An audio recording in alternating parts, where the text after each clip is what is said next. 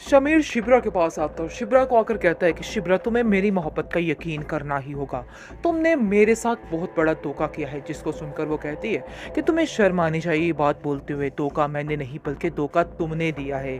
आगे से आप देखेंगे कहती है कि बहुत जल्द तुम्हें मेरी शादी का कार्ड भी मिल जाएगा, क्योंकि मैंने फरहाद के लिए अब हाँ कर दी है और बहुत जल्द तुम्हें भी उधर आना ही होगा। जिसको सुनकर आप देखेंगे कि शमीर कहता है कि नहीं, तुम ऐसा नहीं कर सकती हो। तुम जो कह रही हो कह दो कि वो गलत है। लेकिन शिब्रा भी गुस्से में आके ये सब कुछ कह रही है, क्योंकि वो जान ही नहीं सकती थी कि फजल बख्श उससे इतने बड़े झूठ बोल सकता है। इस चीज़ का उसको यकीन ही नहीं आ रहा है। इसलिए आप देखेंगे वो कहती है कि नहीं, मैंने जो फैसला कर लिया है मैंने कर लिया है।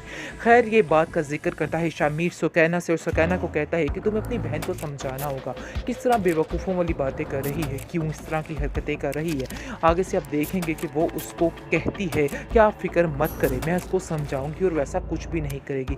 ज़रूर वो हमारे बाबा के कहने पे ये सब कुछ कर रही है, लेकिन आपको परेशान होने की ज़रूरत नहीं है। जैसे ही वो फ़ोन बंद करती है तो वो कॉल करती है शिब्रा को और शिब्रा को कहती है कि शिब्रा, तुम क्या फजूल बकवास कर रही हो। क्यों तुमने ऐसा कहा शामिर से कि तुम फरहाद के साथ शादी करने के लिए राज़ी हो। तुम्हें ऐसा नहीं करना चाहिए था, तुम उसको धोखा नहीं दे सकती हो। आगे से वो भी वही बात करती है और कहती है कि नहीं, धोखा मैंने नहीं बल्कि धोखा उसने मुझे दिया है। इसलिए बेहतर यही है कि उसकी हमदर्दी के ये बोल बोलने बंद कर दो।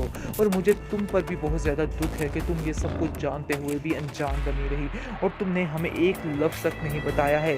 तुम नहीं जानती हो कि तुमने हमारा कितना दिल दुखाया है। जिसको सुनकर सुकैना कहती है कि मुझे इस बात का यकीन था कि शामिर झूठ नहीं बोल रहा है, जिसकी वजह से मैंने उसका साथ दिया है। अगर मुझे ज़रा सी भी बिनत पड़ती कि वो हमारे लिए सेफ नहीं है तो मैं ऐसा कभी भी नहीं करती। इतनी पहचान तो मुझे भी है लोगों की। खैर, आप देखेंगे कि वो अपनी बहन को समझाती है और कहती है कि नहीं, तुम ऐसा नहीं कर सकती, अपने इस फैसले को बदलना होगा, क्योंकि मुझे नहीं लगता कि तुम सही फैसला कर रही हो। तुम घर वालों के दबाव में आके जो कुछ कह रही हो बिल्कुल गलत कह रही हो। सफ़िया बेगम अभी भी यही चाहती है और वो कहती है कि नहीं, फजल बख्श को हम ऐसे नहीं छोड़ सकते हैं। उसने हमारा हर चीज़ में बेहद साथ दिया है। लेकिन सलमान कहता है कि साथ देने का मतलब ये थोड़ा है कि अब उसको सर पर बिठा लिया जाए और उसके हर झूठ पर पर्दा डाल दिया जाए। जो इंसान अभी से इतने झूठ बोल सकता है तो आगे जाके वो इंसान हमारी बेटी के साथ क्या करेगा।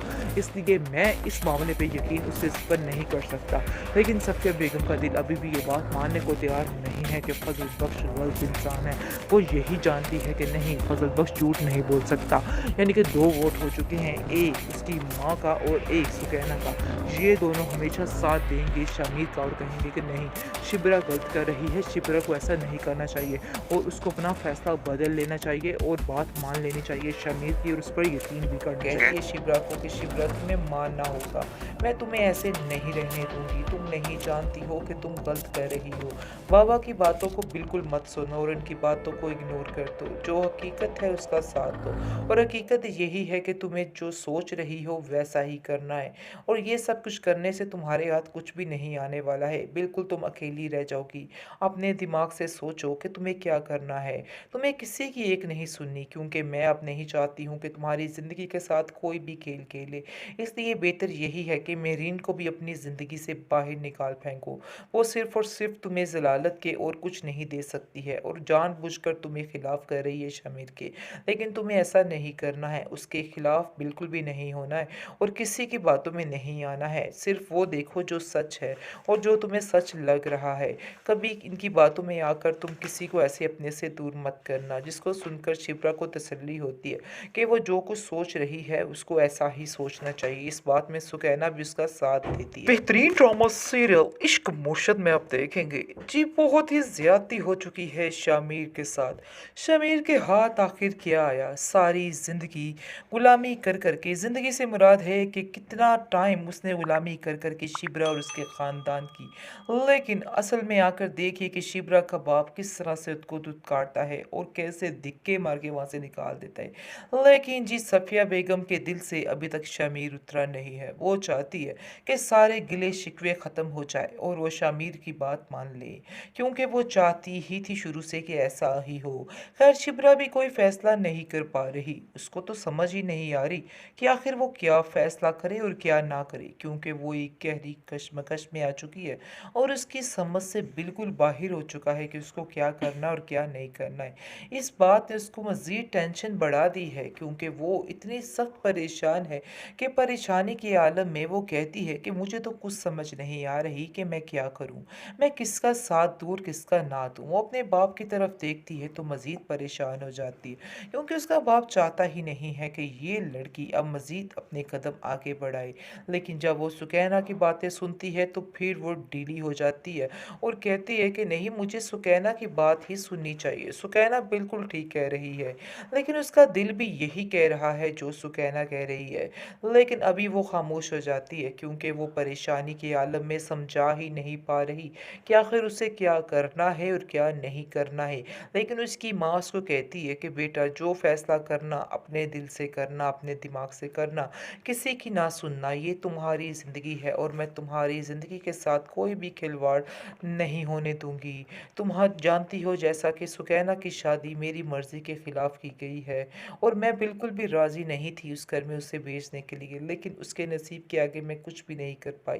लेकिन मैं तुमसे सिर्फ़ एक बात करूँगी कि तुम्हें अपनी मर्ज़ी करनी है, किसी की कोई नहीं सुननी। तुम्हारे बाप भी आड़े आ गया तो मैं उसको समझा लूँगी और उसको सँभाल लूँगी।